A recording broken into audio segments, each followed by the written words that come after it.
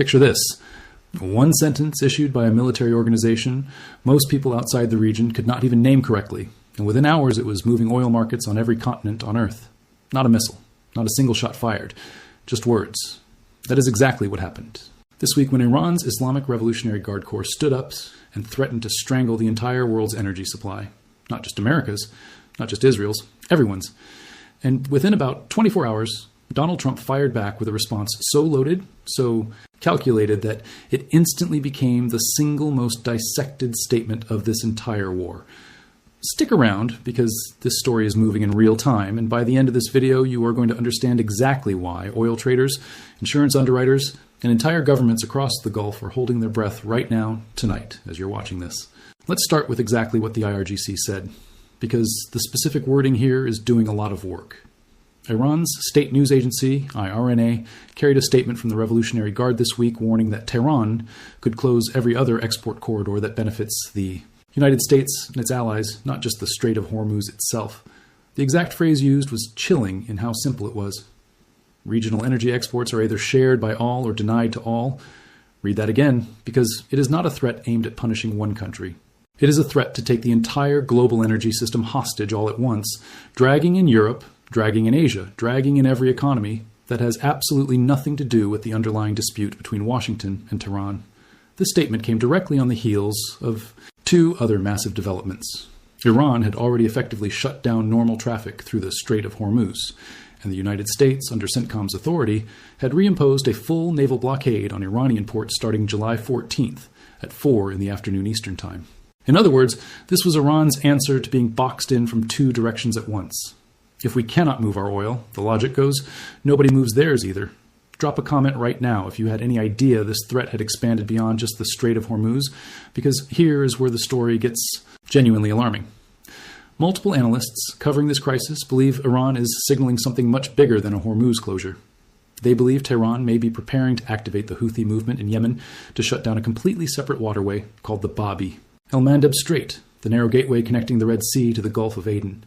A massive share of global shipping, along with a significant portion of Saudi Arabia's own oil exports, moves directly through that corridor. Think about what that actually means for a second. We are no longer talking about one choke point under threat. We are talking about two of the most critical maritime arteries on the entire planet potentially being strangled at the exact same time by two allied but technically separate forces working in coordination. A senior Houthi official has already stated publicly that his group is prepared to close Bab el-Mandeb entirely if Saudi Arabia continues its own military operations in Yemen. And according to that same official, a closure at that scale could push oil prices as high as $200 a barrel. Sit with that number for a moment. As of this week, Brent crude was already trading above $80 a barrel, up more than 10% in a single week, according to Trading Economics data tracking the crisis. And that alone had already rattled markets worldwide. Doubling that, or worse, would represent a genuinely catastrophic shock hitting everything from airline ticket prices to grocery costs in countries with zero direct stake in this war. Now let's back up and set the real context here, because you need to understand the scale of what this waterway actually represents before any of this threat lands with its full weight. Since this current war began on February 28, 2026, roughly a fifth of the entire world's oil and gas shipments have passed through the Strait of Hormuz on a normal day. That single number is why this narrow 21-mile channel has become the most important pressure point in the entire standoff between Washington and Tehran. And the IRGC did not stop at vague threats this week either.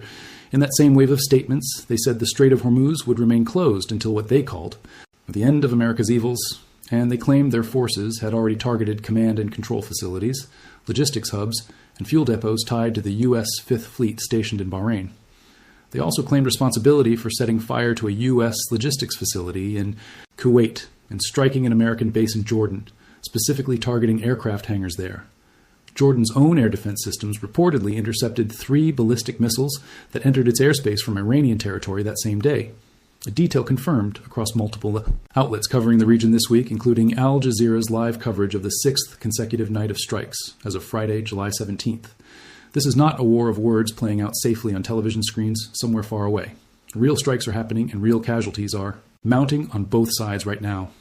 Iran's government has claimed that at least 30 civilians were killed in recent days due to American strikes on southern Iran.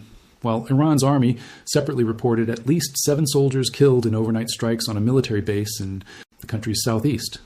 On the other side, the United States has said Iran attacked 7 separate commercial ships in the span of a single week, resulting in nearly a dozen crew members killed, missing, or injured. 2 of those ships, tankers named the MT Al-Bahia and the MT Mombasa, were attacked while transiting the strait, carrying a combined 46 crew members between them, including 30 Indian nationals. One of those Indian sailors was killed, and India's government formally summoned Iran's senior diplomat in New Delhi to protest the attack directly. This crisis is no longer confined to the United States and Iran trading blows.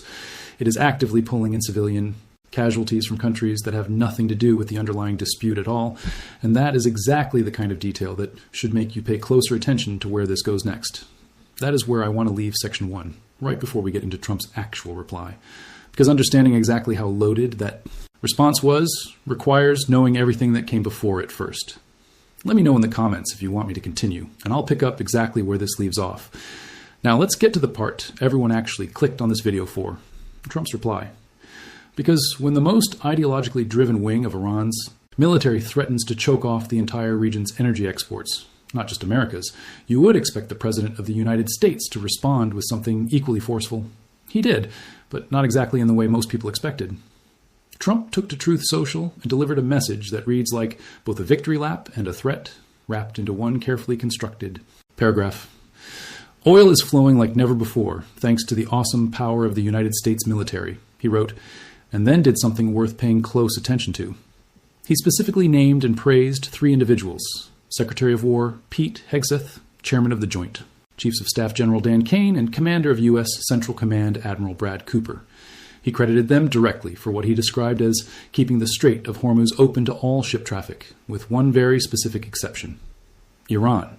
Read that carefully, because this is the loaded part everyone is talking about this week. Trump was not simply saying the strait was open. He was saying it was open for everyone in the entire world, except the exact country that had just threatened to shut down global energy exports for everyone.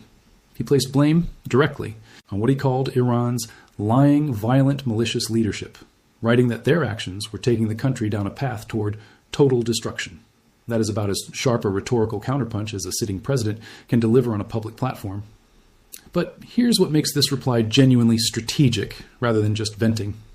In that same post, Trump confirmed the United States would enforce what he called a full blockade, but clarified it would apply only to ships coming to or from Iranian ports, or carrying anything connected to Iranian cargo. And then, almost as an aside, buried in the middle of the statement, he made an announcement that quietly reshaped the entire economic conversation around this crisis. He said that, following what he described as highly productive conversations with Middle East leadership, he had decided to replace the 20% U.S. reimbursement fee, the shipping toll he had announced just days earlier, with what he called trade and investment deals the Gulf states would be making into the United States. In other words, instead of taxing shipping traffic directly through the strait, a move that even America's own regional allies had privately pushed back on, Trump pivoted toward using this exact moment of leverage to extract much larger, longer-term economic commitments from Gulf partners. He described these investments as massive, claiming they would bring factories, plants, and equipment into the United States and create, in his words, millions of high-paying American jobs. That is not a reaction. That is a calculated repositioning, using an active war as negotiating leverage for a completely separate economic agenda.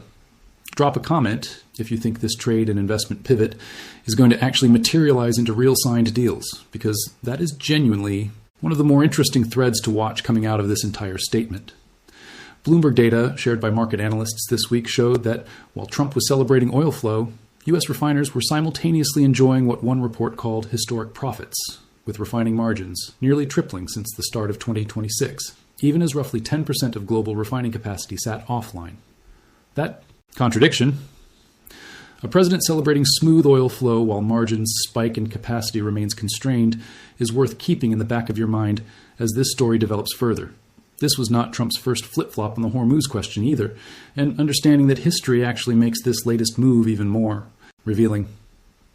Back on April 13th, Trump had declared a full naval blockade of the strait, targeting ships specifically tied to Iranian ports after the Islamabad talks between the U.S. and Iran collapsed without any breakthrough. Just weeks after that blockade went into effect, Iran's own foreign minister turned around and announced the strait was completely open to all shipping, tied to a ceasefire covering the situation in Lebanon at the time. Oil prices dropped sharply after that announcement, offering the world a brief moment of relief. But even after Iran's foreign minister confirmed the reopening, Trump posted that the American naval blockade itself would remain in place regardless of what Iran claimed. That overlapping, contradictory messaging, Iran saying it's open, Washington saying the blockade stays either way, became something of a running pattern across this entire year, which is exactly why keeping track of whether the strait is technically open or closed at any given moment has become nearly impossible for ordinary people following the headlines. By May, tensions escalated again when Iran's Revolutionary Guard Navy announced it had essentially redefined what the strait even is. Instead of the narrow corridor most people picture between the islands of Hormuz and Hengam, Iranian officials described it as a much broader operational zone stretching from the port city of Jask all the way to Sirk Island. Analysts at the time read that redefinition as a deliberate legal and military maneuver, giving Iran far more justification to act across a much wider stretch of water than a single narrow channel would allow. That detail matters enormously right now, because it means when the IRGC talks about denying energy exports to everyone this week, they are not just talking about one 21-mile passage. They are talking about a self-declared operational zone that Iran has spent months quietly expanding on paper well before this latest threat ever made headlines. There's also a financial front to this fight that runs in parallel to all the military posturing, and it deserves attention before we move forward. This week, the U.S. Treasury Department announced it was intensifying efforts to disrupt what officials described as an Iranian sanctions evasion network tied to a figure named Mohammad Hussein Shamkhani, a network Treasury officials called one of the regime's most profitable engines. That crackdown is being framed explicitly as part of an ongoing campaign to increase economic pressure on Iran following its renewed attacks in the Strait, which tells you Washington is fighting this war on at least 3 separate fronts simultaneously right now: military strikes, naval blockade enforcement, and financial sanctions, targeting the exact networks that keep Iran's broader military operations funded. We still need to get into why the IRGC's specific threat carries so much institutional weight compared to Iran's regular military, what the actual numbers behind this waterway look like, and what happens if this threat genuinely moves from rhetoric into coordinated action alongside the Houthis. Let me know if you want me to continue, and I'll pick things up right there. Let's talk about why this particular threat from the IRGC carries so much more weight than the dozens of similar-sounding statements Iran has issued over the years. Because not every military warning moves oil markets the way this one did within hours of being published by IRNA. Iran actually operates 2 separate, and at times, genuinely competing military structures. There is the regular military, the Artesh, which handles conventional defense and broader regional operations. And then there is the Islamic Revolutionary Guard Corps, the ideologically driven force that answers more directly to Iran's clerical leadership. Each of these 2 forces maintains its own separate navy. Following a reorganization back in 2007, the Revolutionary Guard's navy was assigned sole operational responsibility for the Persian Gulf itself, which means that when the IRGC, specifically, not Iran's foreign ministry, not its regular navy, makes a threat about the strait, it is coming directly from the exact force that holds operational authority and firepower over those waters. Analysts who track Iran closely have consistently noted that the IRGC tends toward far more aggressive, higher-risk posturing compared to the more conventional Artesh command structure, and historically, IRGC statements have correlated much more strongly with actual military follow-through than the softer, more negotiable language that tends to come out of Iran's civilian diplomatic corps. That distinction alone should adjust how seriously you weigh this particular threat, compared to the routine diplomatic statements Iran's foreign ministry issues on a near-weekly basis. Now, let's talk numbers, because the financial scale behind this standoff is almost impossible to overstate once you actually break it down. Roughly 1/5 of the world's daily oil and gas trade moves through the Strait of Hormuz, but that number only tells part of the story. The strait is also a critical corridor for other essential industrial products, including helium and fertilizer inputs that manufacturers and farmers around the world depend on. This is not simply an oil story. It is a story that touches nearly every major global supply chain with any connection whatsoever to energy or shipping. Both major benchmarks, Brent crude and West Texas Intermediate, hit their highest levels since the brief ceasefire period back in mid-June this week, with Brent trading above $80 a barrel and on pace, according to Trading Economics, for a weekly gain exceeding 10% as of Friday, July 17th. European markets dipped as this news spread through trading floors on Wednesday and Thursday, a clear sign of just how quickly financial anxiety about this standoff is rippling well beyond the Gulf region itself. Drop a comment and tell me honestly whether you think oil actually gets anywhere close to $200 a barrel if the Houthis genuinely follow through on shutting down Bab el-Mandeb, because that scenario deserves serious consideration rather than dismissal as pure scare talk. If the IRGC were to fully close the Strait of Hormuz at the same time the Houthis closed Bab el-Mandeb, you would be looking at two of the most heavily trafficked energy corridors on the entire planet blocked simultaneously. Alternative routes and pipelines do exist that can bypass parts of these choke points, but nowhere near enough spare capacity exists anywhere in the system to fully replace the volume that normally flows through both waterways combined. Analysts warning about $200 oil under that scenario are not exaggerating for dramatic effect. They are describing a genuinely plausible worst-case outcome based on exactly how tightly the current global energy supply chain is structured, with almost zero slack built in anywhere. It's worth remembering, too, that this conflict has already proven it can pull in countries with zero direct stake in the underlying Washington-Tehran dispute. India losing a crew member off the MT Al-Bahia and formally protesting to Iran's senior diplomat in New Delhi is one clear example. Jordan having to shoot down ballistic missiles that entered its own airspace from Iranian territory is another. Kuwait dealing with fires at facilities hit during Iranian retaliatory strikes, and separately, a desalination plant damaged this week, according to Britannica's live updated timeline of the conflict, is a third. Every one of these countries is functionally collateral damage in a war that is fundamentally about Iran, Israel, and the United States, but which has already demonstrated repeatedly its ability to spill outward into the wider region with almost no warning at all.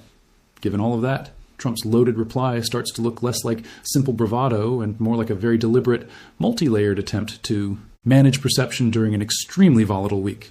By publicly naming and crediting Hegseth, Kane, and Cooper, by declaring the strait open for everyone except Iran, and by pivoting away from a shipping toll toward broader trade and investment deals with Gulf allies, he accomplished three things inside a single social media post: projecting strength, assigning blame, and quietly locking in longer-term economic benefits for the United States, regardless of how this specific military standoff eventually resolves. Whether or not you agree with the approach, it is genuinely hard to argue it wasn't calculated down to the smallest detail, right down to which three military officials got named individually. Meanwhile, the IRGC's messaging carries its own layer of strategic calculation that is easy to miss if you only read the headline. By framing their position as regional energy exports being either shared by all or denied to all, they are deliberately avoiding language that isolates Iran as the sole party responsible for any disruption. Instead, they are spreading the consequences, and by extension the blame, across the entire region, which forces neighboring Gulf states and their trading partners to weigh in and potentially pressure Washington toward de-escalation, simply to protect their own economic interests. That is a meaningfully different strategy than just attacking American assets directly, and it shows a level of long-term thinking behind Iran's public messaging that goes well beyond a simple angry threat fired off in the heat of the moment. There is also a psychological dimension worth acknowledging here, because it explains why a single statement from a military organization most people cannot correctly name moved oil markets worldwide within hours before a single additional shot was fired beyond what was already happening. Traders, insurers, and shipping companies cannot afford to wait and see whether a threat like this is genuine before adjusting their pricing and their risk models. That means Iran's statement, regardless of whether the Houthis ever actually act on it, has already partially achieved its intended effect simply by existing in the world and being reported by ARNA. Trump's reply, in that same sense, was not purely rhetorical either. By publicly declaring the strait open for everyone except Iran and crediting American military power by name for that outcome, he was directly trying to counteract that exact psychological effect, projecting stability and confidence to markets and allies alike, even while the underlying military situation on the ground remains extremely volatile and completely unresolved. We still have to walk through how this entire war actually started back in February, why both sides keep repeating this exact same open-close blockade cycle every few weeks, and what the specific indicators are that you should be watching over the coming days. Let me know if you want me to continue, and I'll wrap this story up properly. Let's close the loop on how we actually got here, because context genuinely changes how you interpret everything that happened this week. This war traces back to failed nuclear negotiations in Geneva and an earlier unresolved 12-day air conflict between Israel and Iran in 2025 that never settled the underlying disputes.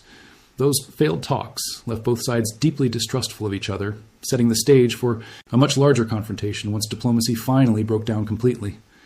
On February 28, 2026, the United States and Israel launched coordinated airstrikes against Iran, targeting military facilities, nuclear sites, and senior leadership an operation that resulted in the death of Iran's supreme leader, a shocking outcome that fundamentally reshaped the entire conflict from that point forward. Iran responded with missile barrages against Israeli cities and American bases across the Gulf, including in the UAE, Qatar, and Bahrain, causing casualties, and significant infrastructure damage almost immediately. The conflict spread beyond Iran and Israel within days, pulling in Lebanon as Iran-backed Hezbollah forces launched rockets into Israeli territory, prompting further Israeli counterstrikes.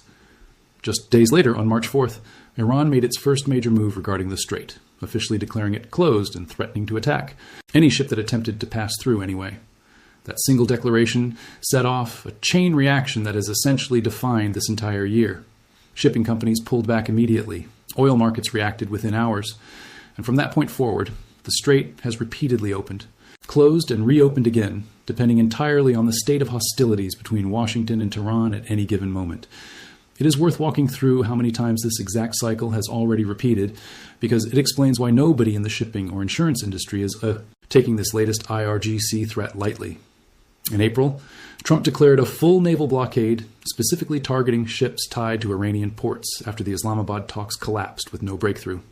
Days later, Iran's foreign minister announced the strait was fully open again, tied to a ceasefire covering Lebanon, and oil prices dropped sharply on that news. That relief did not last. Even after Iran's own foreign minister confirmed the reopening, Trump insisted the American blockade would remain in place regardless, and that overlapping, contradictory messaging, one side saying open, the other saying blockaded either way, became the defining pattern of this entire year. Drop a comment if you can actually keep track of how many times this strait has technically opened and closed since February, because at this point, even seasoned energy analysts are struggling to keep the timeline straight, and that confusion itself is part of why every new threat lands with this much market impact. There's also an important economic angle worth remembering here. Before the February strikes even happened, Iran had already ramped up its own oil exports to nearly 3 times normal levels, specifically to move as much product out as possible before any disruption hit. Saudi Arabia made similar defensive moves around the same period. That kind of behavior tells you that even the countries most directly involved in this conflict understood, well before the shooting started, just how likely a serious disruption to the strait had become. Shipping insurers reacted just as defensively. War risk premiums for vessels transiting the strait rose sharply in the lead up to the February strikes and have almost certainly continued climbing given everything that has happened since, including direct attacks on commercial tankers and the deaths of crew members from multiple different countries. Every time a premium like that rises, it adds real measurable cost to the global supply chain, even for ships that never actually come under direct attack themselves. The mere existence of risk is enough to make this conflict expensive for the entire world, not just for the two governments actually exchanging fire. So where does that leave things heading into this weekend? On one side, you have Iran's most ideologically driven and operationally powerful military force explicitly threatening to deny energy exports to the entire region, not just to the United States, unless what they call America's acts of aggression come to a complete end, with no clear definition anywhere in their statement of what that would actually require. On the other side, you have an American president who has spent this entire conflict cycling through blockades, tariff-style shipping tolls, and declarations of total military dominance, all while quietly using every twist in the crisis to lock in new economic arrangements with Gulf allies behind the scenes. Neither side currently shows any real sign of backing down. Iran continues insisting the strait stays closed. Until American aggression ends, Trump continues framing every disruption as entirely Iran's fault, while simultaneously softening the shipping toll in favor of trade deals that could benefit the United States for years, regardless of how this specific military standoff eventually plays out on the ground. If you want the honest, unfiltered version of the next few weeks, here's what to actually watch. Watch whether the Houthis follow through on any real action against Bab el-Mandeb, because that would be the clearest possible sign that Iran's threat is moving from rhetoric into coordinated regional action rather than remaining a war of statements. Watch oil prices closely day by day, since markets tend to react to credible threats well before any physical disruption actually happens on the water.